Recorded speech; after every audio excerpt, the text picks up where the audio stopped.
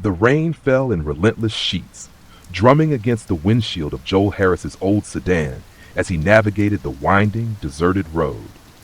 It was nearly 3 a.m., and the world outside was cloaked in an oppressive darkness, broken only by the weak glow of his headlights. Joel, a man in his early 30s with a lean build and a perpetually furrowed brow, was bone-tired. He had been awake since 6 the previous morning, pushing himself far beyond his limits. His job as a traveling salesman demanded long hours on the road, and tonight, the strain was catching up with him. "I'm pushing too hard," he muttered under his breath, his voice barely audible over the rhythmic swish of the wipers. The road stretched endlessly before him, a slick ribbon of asphalt that seemed to mock his exhaustion. 30 more miles, he told himself. 30 more miles to Middletown, to the comfort of his small apartment, a hot shower, and a bed that promised oblivion. Joel was not a reckless driver. Unlike others who might have been tempted to speed through the rain to shave a few minutes off their journey, he instinctively eased his foot off the accelerator. The worsening conditions demanded caution, and Joel's natural prudence took over. His eyes, though heavy with fatigue, scanned the road ahead with renewed focus. A sense of unease, sharp and insistent, cut through the fog of his weariness, making him sit up straighter in his seat. That's when he saw her. At first, it was just a fleeting glimpse, a flash of white in the periphery of his headlights. Joel blinked, unsure if his tired eyes were playing tricks on him. But as his car drew closer, the figure took shape. It was a girl, young, perhaps 16 or 18, standing alone on the shoulder of the road. She wore a white dress, thin and delicate, wholly unsuited for the cold, wet night. Her posture was still, almost statuesque, her arms hanging loosely at her sides. She wasn't thumbing for a ride, as hitchhikers often did. She simply stood there, her pale face illuminated by the approaching headlights, her eyes locking onto Joel's with an intensity that sent a shiver down his spine. Joel's first instinct was to keep driving. It was late, the road was desolate, and picking up a stranger in the middle of nowhere felt like tempting fate. But as he drew closer, he saw the vulnerability in her expression, the way her wet hair clung to her face, the slight tremble in her frame as the rain soaked through her flimsy dress. She looked so young, so alone. The thought of leaving her there, exposed to the elements and whatever dangers lurked in the night, was unbearable. He slowed the car to a stop, rolling down the passenger window. The cold air rushed in, carrying the scent of rain and damp earth. "Hey!" he called out, his voice gentle but firm. "You need a lift?" The girl didn't hesitate. She stepped forward, her movements slow and deliberate, as if she had been expecting him. "Sure do, mister. Thanks," she said, her voice soft but clear. There was a faint accent Joel couldn't quite place, something that hinted at another time or place. She opened the back door and slid into the seat, her dress clinging to her skin. Joel caught a glimpse of her in the rearview mirror. Her face was pale, her eyes large and dark, and there was an air of exhaustion about her that mirrored his own. "You're lucky it's me," Joel said, trying to ease the tension that hung in the air. "You could stand out here for hours without seeing another car, and you never know who might stop. You hear about all sorts of things happening on roads like this." The girl didn't respond. She settled into the back seat, her hands folded in her lap, her gaze fixed on some distant point beyond the window. Joel glanced at her again, noting the way her wet hair fell in loose waves over her shoulders.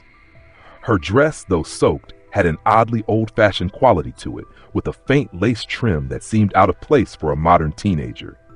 Probably second-hand, he thought, dismissing the observation. "Where are you going?" he asked, keeping his tone light. "Middletown," she replied, her voice barely above a whisper. Joel's spirits lifted slightly. "Well, that's your lucky day. That's where I'm headed to. Where in Middletown do you live? I'll take you right home. No sense wandering around in the dark." She gave him an address, her words clipped and precise. Joel recognized the street name. It was in one of the older, rougher parts of town, a neighborhood of crumbling houses and neglected yards. He didn't know the area well, but he was confident he could find it. He flicked on the interior light to get a better look at his passenger, and for a moment, He second-guessed her age. She might have been younger than he'd first thought, 16 perhaps. Her face was delicate, almost ethereal, but there was a weariness in her expression that made her seem older than her years. Her dress was rumpled, the fabric clinging to her thin frame, and her eyes, when they met his in the mirror, held a quiet intensity that made him uneasy. "You must be cold," Joel said, noticing the way she shivered. "I'll turn up the heater. And here, take my jacket." He reached into the passenger seat, grabbed his worn denim jacket, and passed it back to her. She accepted it with a faint nod, murmuring a soft "thank you" before wrapping it around her shoulders. She leaned back in the seat, her eyes fluttering closed, and within moments, she seemed to fall asleep. Poor kid, Joel thought, his heart softening. She must be exhausted. He wondered what could have brought her to that lonely road at such an hour. A party gone wrong? A fight with her parents?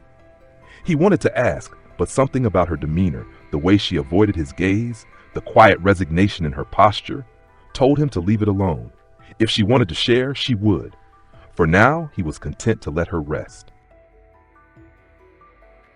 The silence in the car was heavy, broken only by the steady patter of rain and the hum of the engine.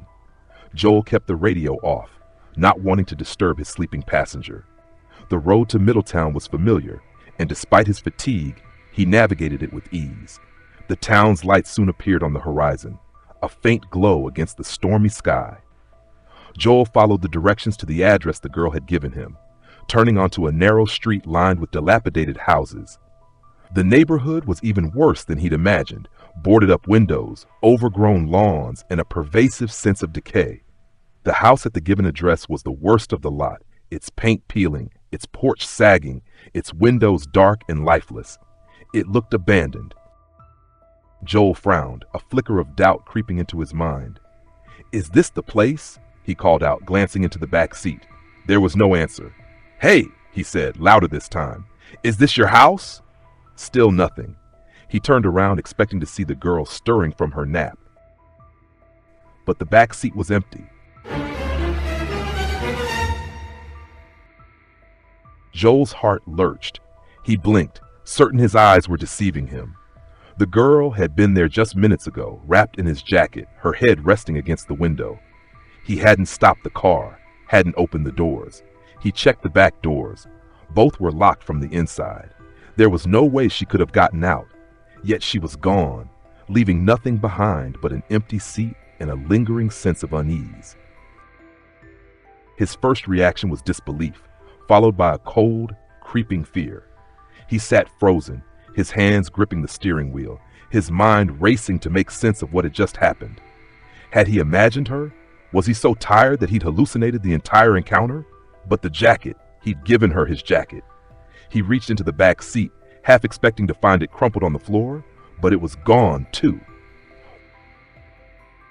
Joel's instinct was to drive away, to put as much distance as possible between himself and this unsettling mystery. But he couldn't. Not yet. He had to know what had happened, had to find some explanation that would anchor him back to reality. With a deep breath, he stepped out into the rain and approached the house.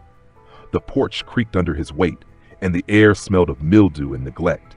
He knocked on the door, half hoping no one would answer. But someone did.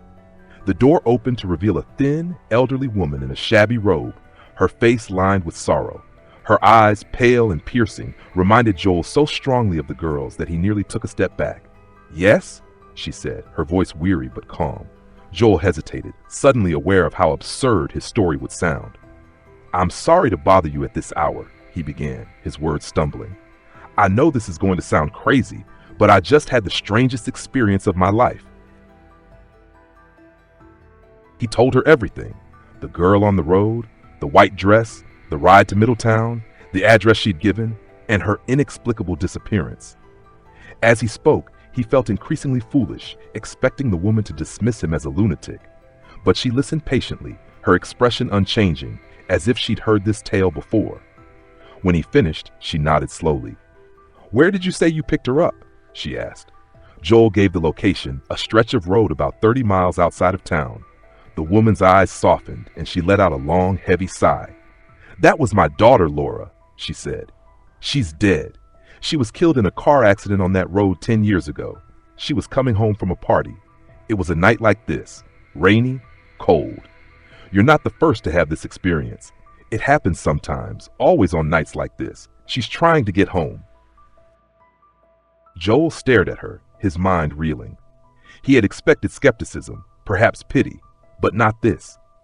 The woman's words were delivered with such quiet certainty that he couldn't dismiss them, no matter how impossible they seemed.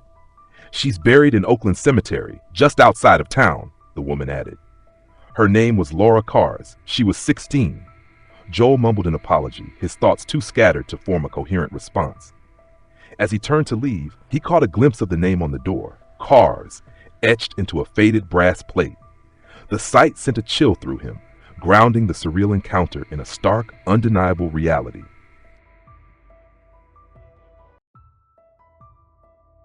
Back in his car, Joel drove aimlessly through the rain, trying to convince himself that none of it had happened. It was fatigue, he told himself. A trick of the mind. People saw things when they were exhausted, didn't they? But the absence of his jacket gnawed at him, a tangible reminder that defied his rationalizations. He stopped the car and searched the back seat again, hoping against hope that he'd overlooked it. But it was gone, just like the girl. By the time the first light of dawn broke over Middletown, Joel knew he couldn't let the matter rest. He drove to Oakland Cemetery, a sprawling, overgrown place on the edge of town. With the help of the caretaker, a grizzled man who seemed unfazed by Joel's nervous demeanor, he located the Cars family plot. There, beneath a weathered headstone, was the grave of Laura Cars. The inscription confirmed her age, 16, and the date of her death, exactly 10 years prior. And there, draped neatly over the headstone, was Joel's jacket. He stood there for a long time, staring at the folded denim, its presence both a comfort and a terror. It was proof that he hadn't imagined her, that the girl in the white dress had been real, or as real as a ghost could be. He reached out to touch the jacket, half expecting it to vanish, but it was solid, damp from the rain but otherwise unchanged. He didn't take it with him. It felt wrong somehow to disturb it.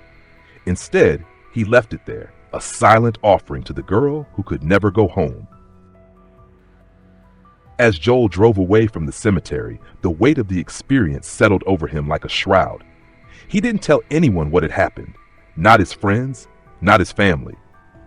Who would believe him? But the story of Laura Carr stayed with him, a haunting reminder of the thin veil between the living and the dead.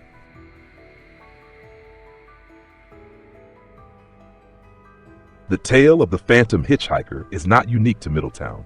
It is a story told in countless variations across the globe, a staple of urban legend that transcends borders and cultures. In England, the hitchhiker is often a young woman in a flowing dress, picked up on a lonely road only to vanish before reaching her destination. In South Korea, she might be a schoolgirl, her uniform pristine despite the rain, her presence marked by an unnatural cold. In Russia, the story takes on a darker tone, with the hitchhiker leaving behind a token, a scarf, a ring that proves her spectral nature. In South Africa and France, the details shift, but the core remains, a young woman lost to tragedy, eternally seeking a way home. What makes the phantom hitchhiker so enduring is its ability to tap into universal fears and fascinations, the fear of the unknown, the allure of the supernatural, the hope that those we've lost might still linger, reaching out across the divide. For Joel Harris, the encounter was more than a story. It was a brush with something beyond explanation, a moment that reshaped his understanding of the world. And somewhere, on a rainy night, Laura Cars might still stand by the side of the road, waiting for the next kind soul to offer her a ride.